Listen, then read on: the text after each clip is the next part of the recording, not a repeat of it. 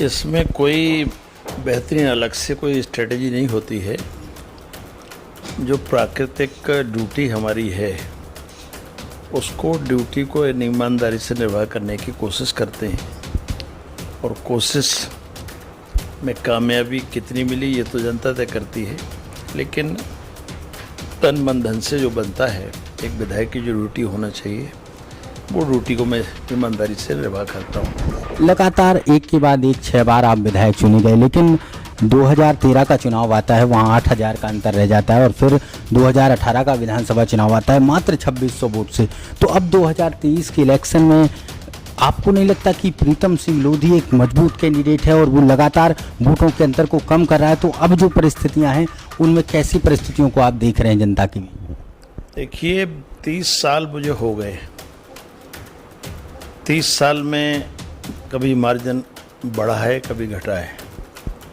पिछले चुनाव का मार्जिन जो कम हुआ है उसमें मुझे भी ये चिंता है मन में कि आखिरकार ये हुआ क्यों। हम कई ऐसी पोलिंग भी हार गए जो पोलिंग हम कभी नहीं हारते थे। उनका अध्ययन किया, उनको सुधारने की कोशिश की है, और मुझे उम्मीद है कि इस चुनाव में वो सारे पोलिंग अब ठीक हो जाएंगे। कुछ गलतफहमियां पैदा की गई, कई चीज़ों का अलग अलग प्रभाव था, तमाम हमारी विपक्षी पार्टी के षड्यंत्र वड्यंत्र रहे। कुछ एक पर्टिकुलर समाज से, जहाँ से जिससे हमारा बहुसंख्यक समुदाय है, से चुनाव होता है, वो समाज भी पूरे मनोयोग से अपना चुनाव लड़ता है, और कैंडिडेट कम प्रयास करता है, उससे ज़्यादा वो समाज प्रयास करता है। और उस समाज के जो लोग हमारे पास काम करते हैं, कभी कभी तो ये स्थिति हो जाती है कि वो अकेले ही खड़े रह जाते हैं, उनका समाज उनसे दूर चला जाता है। और 30 साल का लगातार 20 साल से सरकार का न होना, ये भी एक बहुत बड़ा कारण है कि लोग उम्मीद पालते हैं कि हम उनकी बहुत सारी चीज़ों को करें, लेकिन नहीं कर पाते। कभी कभी सरकार न होने से उसका भी नुकसान उठाना पड़ता है।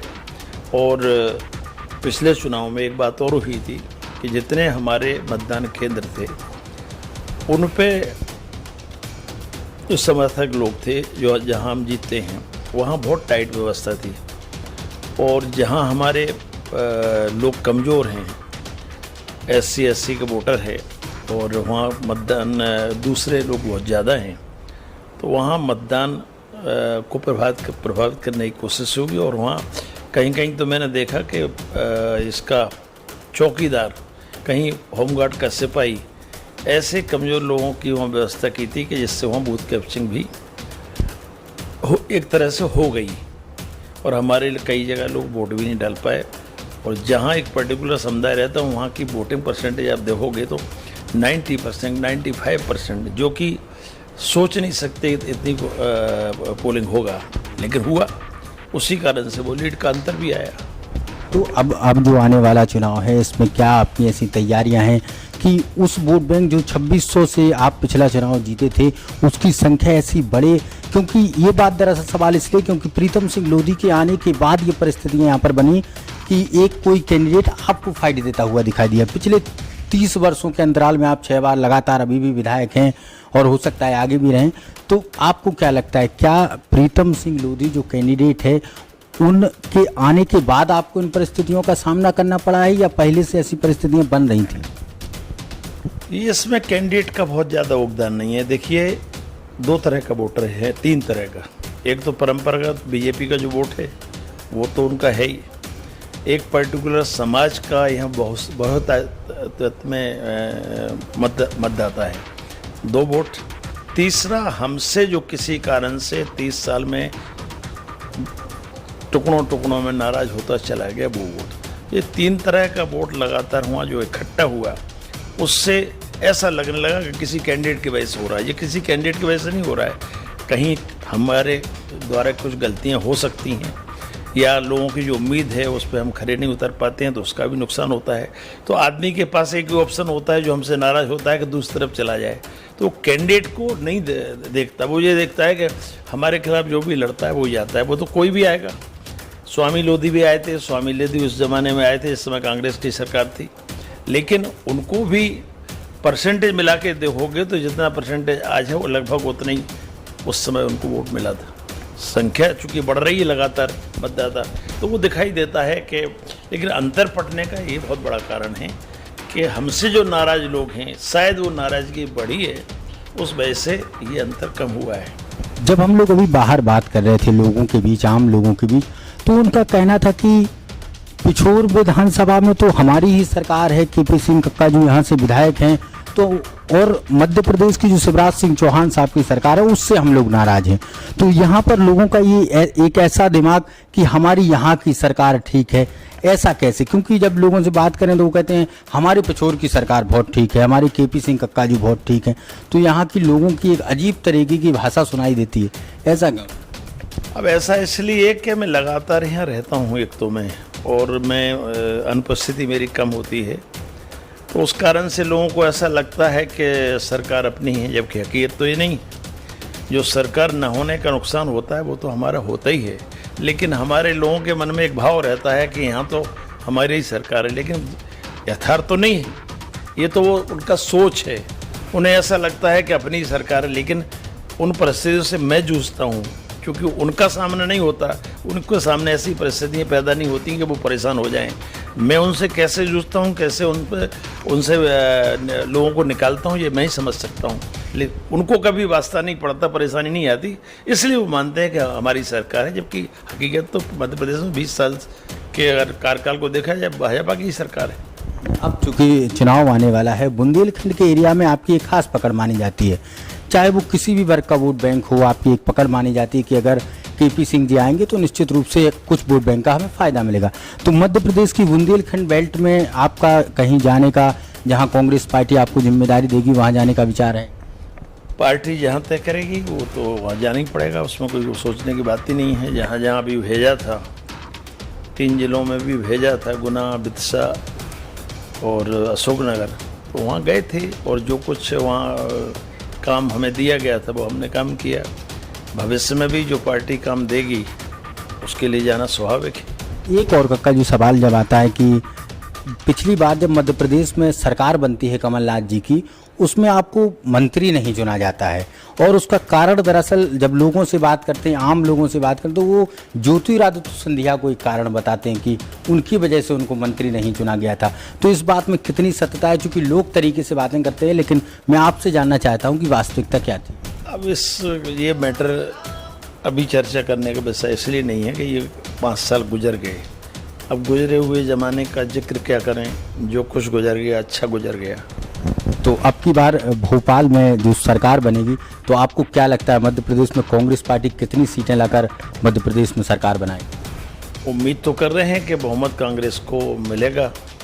अब एग्जैक्ट आइडिया तो मैं नहीं बता सकता, 10-20 में अंतर करके 160 से 80 या 50। मैं चूँकि मध्य प्रदेश के सारा भ्रमण नहीं करता हूँ, मेरा अपना कार्यक्षेत्र पिछोर है, और इन 5 सालों में तो मैं पिछोर के बाहर भी बहुत कम गया हूँ। ग्वालियर अपना घर है तो वहाँ जाता हूँ, शिवपुरी हमारा जिला है तो कभी कभी वहाँ चला जाता हूँ। बस अंतिम सवाल सर, 1993 के दरमियान जब आप पहली बार विधानसभा पहुँचते हैं, तो उस दरमियान आपका क्या पूरा आकलन रहा जिसके बाद आप विधानसभा का चुनाव लड़े? क्या ऐसी सोच रही कि उसके बाद लगातार तब से आज तक आपको कोई हरा ही नहीं पाया? ये पूरा माजरा क्या है 1993 से? देखिए, 10 साल हमें दिग्विजय सिंह जी मुख्यमंत्री रहे, तो मुख्यमंत्री जी की तरफ से हमें पूरी तरह खुल के काम करने का वक्त मिला, और जो पिछोर क्षेत्र के हालत 93 के पहले थे, उसमें बहुत सारे हालात हम सुधार पाए, चाहे विकास की बात हो, चाहे सामाजिक संतुलन की बात हो। तो लोगों को जब भरोसा मिल गया और जो पीड़ित लोग थे उनको हम मदद कर पाए, उनको संबल बने, तो स्वाभाविक रूप से लोग मतदाता हमसे जुड़ गया, और वो लगातार 10 साल सरकार में सेवा की, उसके जो मतदाता जुड़ा, वही मतदाता आज तक हमारा साथ दे रहा है।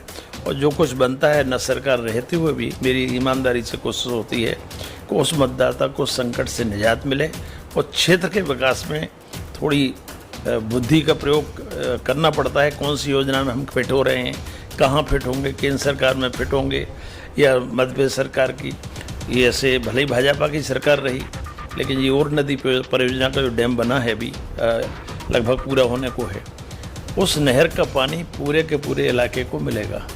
पिछोर क्षेत्र की एकमात्र योजना है जिससे सारे किसानों को खेतों को पानी पहुंच जाएगा। उस योजना को हम क्रियान्वयन कराने में हमने जो भाजपा में बैठे हुए लोग हैं, हमारे मंत्री हैं, मुख्यमंत्री हैं, उनका भी उसमें हमने सहयोग लिया। इसी तरह से अन्य और भी विकास के जो काम हैं उसमें जो हमारे पुराने साथी हैं जो भाजपा में हैं वो भी कभी कभी हमें ज़रूरत पड़ती है तो मदद करते हैं। और एक दूसरे की सरकार कोई भी आए हो जाए, पब्लिक का काम तो हमें करना ही करना है।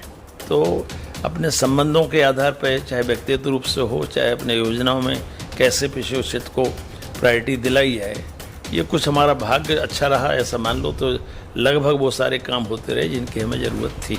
अब चूंकि ज्योतिरादित्य सिंधिया भारतीय जनता पार्टी में पहुंच चुके हैं और इसी क्षेत्र में उनका एक समय दबदबा बोला करता था, तो आपको नहीं लगता कि आज कुछ ऐसी परिस्थितियां बने कि उनका जो वोट बैंक है उसका झुकाव भारतीय जनता पार्टी की तरफ हो? स्वाभाविक है, जब कोई नेता जाता है तो उसके समर्थक और उसके पसंद करने वाला जो मतदाता है वो उस पार्टी के साथ जाता है।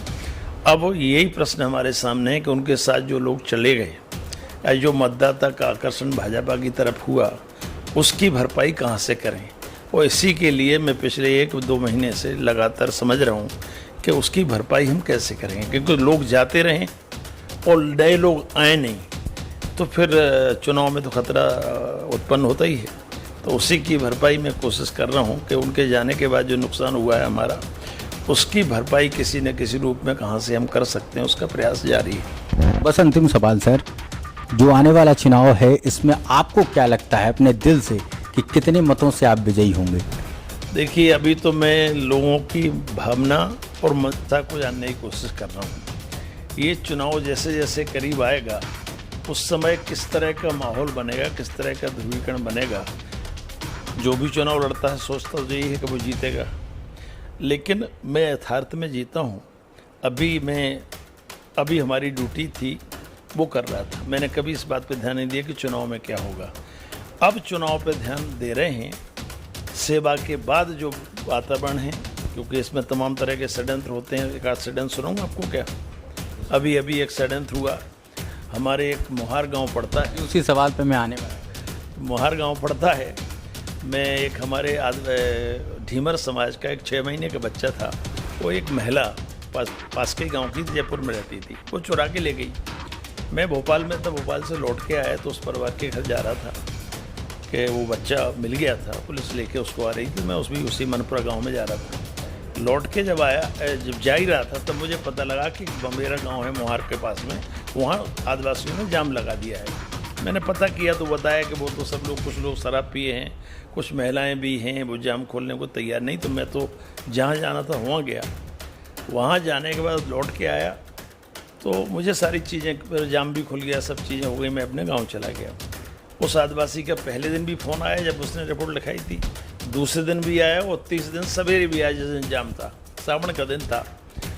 लेकिन मैं चूँकि यहीं था तो मुझे कहीं से मन में शंका भी पैदा हुई कि ऐसा तो नहीं है, आदिवासी का बच्चा कोई किडनैप क्यों करेगा? दुश्मनी है होगा, बड़ा बच्चा होता तो उसका लड़ाई झगड़े में मारपीट होती या मर्डर कर देते। लेकिन जिन हरिजनों से विवाद था वो भी हमारे समर्थक और जो आदिवासी थे वो भी हमारे समर्थक। तो उसमें जो षड्यंत्र का खुलासा हुआ कि हमारे ही अपोजिशन वाले कुछ लोगों ने, जो उसी समाज से उस गांव में रहते हैं, उनके माध्यम से उस बच्चे को छुपा दिया किसी दूसरे उसके बच्चे की मौसी के यहाँ, और यहाँ ये तमाशा खड़ा किया कि हरिजनों ने अपहरण कर लिया। हरिजन बेचारे डर के मारे घरों में ताला लगा के वहाँ से भाग गए। बाद में जब ये कहीं से किसी सोर्सों से मैंने ही जो जानकारी कर सकते थे वो किया तो पता लगा कि वो आदिवासी का बच्चा उसी आदिवासी परिवार ने अपनी मौसी के यहाँ पहुँचा दिया था। फिर वो बच्चा जब मिल गया तो जो सज्जन उसमें थे इन्वॉल्व सीधे उनका भी नाम भी सामने आया, वो भी सामने आए। और वो जिस समाज से आते हैं वो हमारे जो अपोजिशन में लोग चुनाव लड़ते हैं उनके ही समाज से हैं और उनके ही सपोर्टर हैं। तो फिर अब चूँकि प्रशासन इस समय मुख्यमंत्री जी के दबाव में है या शासन के दबाव में है तो वो सही बात नहीं अभी बोल पा रहे हैं। हकीकत ये है कि षड्यंत्र किसी के कहने पर, मैं नाम किसी का लेता नहीं क्योंकि मेरे पास कोई इस तरह के प्रमाण नहीं है, वो तो व्यक्ति जो उसके साथ था वो बता देगा आदिवासी भी बता देगा। लेकिन अभी चूँकि ताज़ी ताज़ी घटना है, तो इस तरह के षड्यंत्र जो यहाँ हो रहे हैं, ये शुद्ध रूप से ये है कि वैसे चुनाव जीत नहीं सकते, ये तय है।